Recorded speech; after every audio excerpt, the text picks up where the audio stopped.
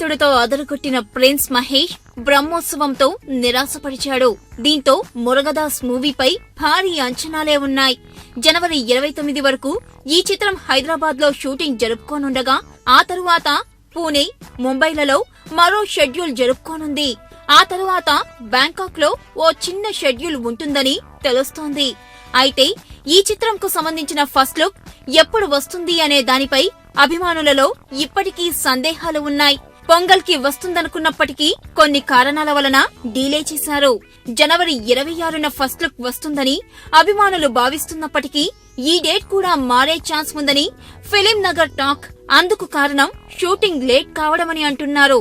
N V Prasad, Tagore Madhu భారీ budget తో నిర్మిస్తున్న ఈ చిత్రంలో మహేష్ సరసన రకుల్ హీరోయిన్ గా నటిస్తుండగా ఎస్జే సూర్య విలన్ గా నటిస్తున్నాడు. మహేష్ 23వ చిత్రంగా తెరకెక్కుతున్న ఈ చిత్రంలో ప్రిన్స్ ఇంటెలిజెన్స్ ఆఫీసర్ గా కనిపించనున్నాడు.